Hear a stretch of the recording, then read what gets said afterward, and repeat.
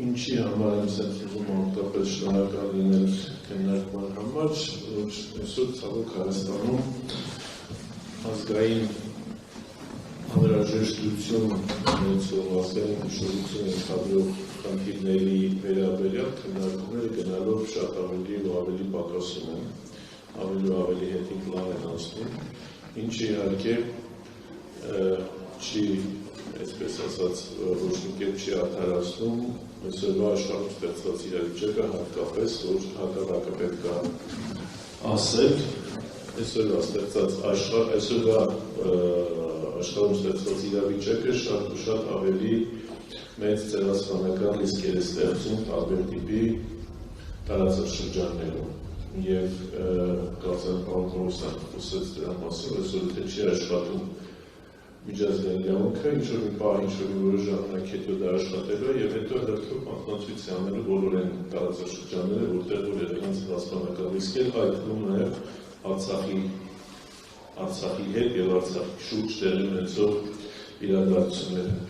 Տեսեք, մինչ այսօր հայոց ցեղասպանությունը ճանաչել է մոտ 30 երկիր, ավելի ճիշտ 28 երկիր, որոնք 1965 թվականից առաջ, ասենք ուղիղ 60 տարի այդ գործընթացը կա, ավելի պաշտոնապես 91 թվականից գործընթացը կա, առ այսօր, իսկ ավելի կոնկրետ Հայաստանի Հանրապետության արտաքին քաղաքականության օրակարգում որպես առաջնահերթություն եղել է առաջին, երկրորդ եւ երրորդ նախագահների կառավարման տարիներին։ Հատկապես երրորդ նախագահի կառավարման տարիներին շատ մեծ շեշտադրում է դրվել ինչպես միջազգային կազմակերպությունների, այնպես էլ տարբեր երկրների, այդ թվում նաև համայնքային կառույցների, համայնքային միավորների կողմից ցեղասպանության ճանաչման գործընթացը, ինչու, որովհետև դա նաև հանդիսանում էր Հայաստանի Հանրապետության ազգային անվտանգային օրակարգի մաս։ Մենք արարական խնդիր չէր լուծում Հայաստանի Հանրապետությունը։ Մեր իրավիճակը նաև երկրորդ նախագահի կառավարման ժամանակահատվածում էր։ Իսկ հայոց ցեղասպանության ճանաչման 100-ամյակը ավելի, այսպես ասած, հիմնավորեց հայ ժողովրդի եւ Հայաստանի Հանրապետության որպես միջազգային իրավունքի սուբյեկտի եւ որպես ցեղասպանության կրած ժողովրդի մասնակցությունը ցեղասպանությունների կանխարգելման եւ ցեղասպանությունը որպես հանցագործություն դատապարտման եւ ընդդեմ ցեղասպանական հանցագործության միջազգային բոլոր ինստիտուցիոնալ մեխանիզմները կիրառելու պայքարի առաջամարտիկը դառնալ։ Ինչպես նշվեց, 100-ամյակի ժամանակ համահայկական հռչակագրի ընդունումը շատ ու շատ, այսպես ասած, կետերով հիմնավորում էր հայ ժողովրդի դերակատարությունը այդ հարցում, միասնականության, մեր պայքարի ճշմարտացիության, միջազգային իրավունքի վրա հենված եւ տարբեր սկզբունքների, միջազգային սկզբունքների վրա հենված լինելով դրա միավորման տարբեր ազգերի եւ պետությունների համար այն օրակարգ դարձնելու հարցը։ Ընդհանուր առմամբ 20-րդ դարում, եթե ճիշտ եմ հիշում, տարբեր տվյալներով ցեղասպանության զոհ է գնացել շուրջ 12 միլիոն մարդ։ Հայոց ցեղասպանություն, հույների, ասորիների ցեղասպանություն, հետագայում հրեաների ցեղասպանություն, հետագայում Ռուանդայում, Սուդանում, Սիրիայում, Սերեբրինեցայում, Կամբոջայում տարբեր ցեղասպանություններ, այսինքն գնահատված որպես այդպիսի ցեղասպանություններ 20-րդ դարում բերել են իրավիճակին անհրաժեշտության, որ աշխարհում այդ ՄԱԿ-ի միջազգային ուշադրության ներքո է հայտնվել ընդդեմ ցեղասպանական հանցագործության վարվող պայքարի անհրաժեշտությունը։ Եվ 100-ամյակի շրջանակներում մեր խորհրդարանում միտք առաջացավ, այսպես խորհրդարանականներն ընդդեմ ցեղասպանական հանցագործության այսպես շարժում սկսել, երբ որ այդ միտքը սկսեցին քննարկել պետական ավելի բարձր կառույցներում, գործադիր իշխանության նախագահի աշխատակազմում եւ կառավարությունում, Եկանք ընդհանուր եզրակացության, որ Հայաստանի Հանրապետությունը լիարժեք ունի բոլոր իրավական, քաղաքական, պատմական հիմքերը հիմնադրելու եւ առաջամարտիկը լինելու միջազգային գլոբալ ֆորումին, որը առայսօր գործում է։ Եվ 2015 թվականի ապրիլի 22-ի եւ 23-ին Հայաստանում հիմնադրվեց Ընդդիմադարձական հանցագործության գլոբալ ֆորումը։ 2016 թվականին տեղի ունեցավ երկրորդ ֆորումը, որը որոշեց, որ այսօր ֆորումը դառնալու է միջազգայինորեն ճանաչված ձևաչափ եւ 2 տարին մեկ տարբերությամբ Հայաստանի նախաձեռնությամբ իրականացնելու է իր աշխատանքները։ 2016 թվականին ևս ընդունվեց հռչակագիր ֆորումի կողմից, հետագայում 2018 թվականին արդեն Հայաստանի նշանակողությունից հետո աստիճանաբար ցավոք նկատելի է, որ ֆորումի նպատակներն էլ մի փոքր արդեն շեղվում են եւ հատկապես 22 եւ 24 թվականների ներառված ֆորումները, որոնք չգիտես ինչի ապրիլի փոխարեն տեղափոխվեց դեկտեմբեր ամիս, ավելի քիչ է խոսում կամ ավելի շատ է լռում հայոց ցեղասպանության մասին, ավելի շատ հումանիտար այլ նշանակության խնդիրների վրա ուշադրություն հրավիրելու։ Իհարկե իջեցնելով նաև այն բարձր նշաձողը, որը որ դրված է եղել սկզբանե Սերժ Սարգսյանի կառավարման տարիներին։ Ինչ վերաբերում է խորհրդարանական եւ պետական պաշտոնական դիվանագիտության կողմից իրականացված աշխատանքներին, պարոն Շահբազանովը մանրամասն նշեց մի շարք կարևոր իրադարձություններ պետության կողմից կամ պետության անունից խորհրդարանի անունից հայոց ցեղասպանության ճանաչման գործընթացի ցանկացած նախաձեռնություն կամ դրան մասնակցություն ուներ մի քանի այսպես կարևոր շեշտադրում, ինչպես ասացի, դա Հայաստանի Հանրապետության հայժողովի անվտանգության մասներ, դա բարոյական խնդիր, դա սփյուռքի միավորման, սփյուռքի պատմական հիշողության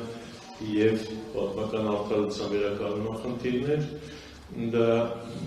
ընդհանուր առմամբ աշխարհում տեղ ունեցած ցեղասպանությունների եւ դրանց ժողովականության դեմ պայքարի կարևորագույն էլեմենտ էր, դա միևնույն ժամանակ նաեւ Հայաստանի արտաքին քաղաքականության մեջ ընդհանուր շահեր եւ հետաքրքրություններ առաջացնող, ընդհանուր խնդիրներ բերող, միավորող հանգամանք էր։ Եվ այս իմաստով Հայաստանի Հանրապետության արտաքին քաղաքականությունը մարմնավորվում էր միջազգային օրակարգ մտած իրադարձությամբ։ Այսօր, հատկապես 20 թվականից հետո, ցավոք Հայաստանի Հանրապետության արտաքին քաղաքականության օրակարգը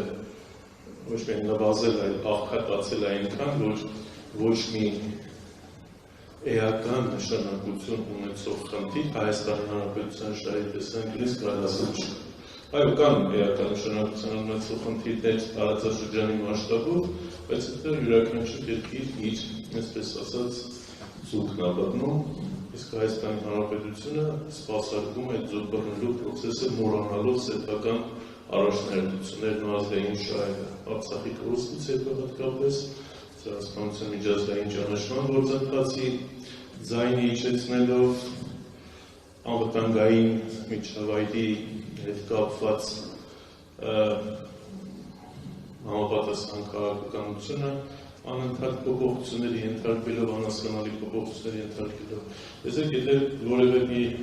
այսպես հետաքրքրվող մարդ վերցնի եւ ուսումնասիրի այս պահին գոյություն ունեցող Հայաստանի Հանրապետության ազգային անվտանգության հայեցակարգը, ասում ով ասում որ ցեղասպանության ճանաչման մասին խոսք չկա, լավ է գրած կամ մնացած առաջնորդող փաստաթղթերը, բայց փաստացի քաղաքականությունը խոսում է նրա մասին, որ Հայաստանի Հանրապետությանը թելադրում են դրսից, Հայաստանի Հանրապետության իշխանություններին թելադրում են դրսից ի հեճուկս իր շահեր, ի ընդդեմ իր շահեր։ Նույնը կառավարության ծրագիրն ավելցրեք նաև 21-26 թվականների գործունեության ծրագիրը վերացավ ահագին բաներ, որ այսօր կարելի է նույնիսկ չքննադատել համաձայնվել, բայց փաստացի իրականության մեջ, փաստացի վարվող քաղաքականության մեջ արվում է բոլորովին հակառակ, ընդդեմ Հայաստանի Հանրապետության շահերի։ Դրա համար ենք ասում, ուր է Հայաստանի Հանրապետության շահը, որ շուրջը տեղերանում բոլորովին անիրավիճակներ, իրադարձություններ։ Եվ անդրադառնալով նորից օրվա խորհրդին դեկտեմբերի 9-ի, որին Հայաստանի Հանրապետությունը առանձին օրենքով ճանաչեց որպես բոլոր ցեղասպանությունների հիշատակի և կանխարգելման օր, նորից ուզում եմ կարևորել այն հանգամանքը, որ անկախ ամեն ինչից այս ցեղասպանության պատմական հիշողությունը և նրա քաղաքական նշանակությունը մեր համար միշտ եղել է և պետք է մնա որպես արտաքին քաղաքականության և ներքին հանրահաշտության ամրանալու անվտանգություն և անվտանգային միջավայրի ամրապնդման համար պայքարելու և նմանատիպ ճակատագիր ունեցող պետությունների հետ միասին միջազգային օրակարգերում այդ խնդիրն առաջ տանելու կարևորություն, անհրաժեշտություն, հետևաբար և կոնվենցիայի խորհուրդը, և օրվա խորհուրդը, և ընդհանուր առմամբ նորից կամ ամենասկզբից ասվածին այսօրվա աշխարհում տեղի ունեցող ռիսկերը և պատերազմական ռիսկերը, որոնք որ դրված են աշխարհի առաջ, ոչ մեկ չի բացառել, որ ցեղասպանությունները ցավոք կարող են կրկնվել։ Եվ առաջին համաշխարհային պատերազմի ժամանակ, և երկրորդ համաշխարհային պատերազմի ժամանակ ցավոք տեղի ունեցել ցեղասպանություններ, տարբեր ժողովուրդների մեծ ցեղասպանություններ։ Հետագայում նաև թվարկածս տարածաշրջաններում և երկրներում էլի քաղաքական, էթնիկ, կրոնական տարբեր հողի վրա տեղի ունեցած զանգվածային սպանություններ են ցեղասպանական ակտերի տեսքով, որոնք որ էլի քաղաքականության հետևանք են, իսկ մենք որպես ժողովուրդ դա ապրելով այդ մարդկային ողբերգությունից դուրս գալով իրավունք չունենք ուղղակի մոռանալ և ասել է ոչինչ չի եղել, եկեք ամեն ինչ դնենք մի կողմի վրա ապրենք, էլի ամեն ինչ դնենք մի կողմի վրա ապրենք, բացի մեր հիշողություններից։ Մարդը որ հիշողությունը դնում մի կողմի վրա շարունակում ապրել, նորից ստիպված է լինում հաշվի նստել այն ողբերգության հետ, ինչը որ մոռացել է։ Այդպես էլ է մարդկության ճակատագիրը, մենակ մենք չենք։ Դրա համար այսօր հրեաները թեկուզ ամբողջ աշխարհը ճանաչել է հոլոկոստը, շոան և մինչև այսօր վճարում են տարբեր տիպի փոխհատուցումներ, միևնույն է, որևէ հրեայի չեք կարող ասել, եկեք մոռանանք հոլոկոստը, էլի շարունակենք բարեկամություն անել։ Իսկ իրանք բարեկամություն անում են, բայց չեն մոռանում։ Այն ինչ որ տեղի ունեցել իրենց։ Մենք ևս ցեղասպանության ճանաչման, միջազգային ճանաչման գործընթացից հրաժարվելու իրավունք չունենք։ Այդ ընթացքում հարաբերություններ կառուցելով նաև Թուրքիայի հետ դրա փորձը մենք ունեցել ենք առնվազն 2 անգամ անկախ Հայաստանի պայմաններում։ Հետևաբար նորից պետք է շարունակել աշխարհի մյուս ժողովուրդների հետ, ամբողջ աշխարհի բոլոր շահագրգիռ կառույցների, պետությունների հետ միասին ընդդեմ ցեղասպանական հանցագործության դեմ պայքարի և դրա օրակարգերի առաջ տանելու համար։ Շնորհակալ եմ։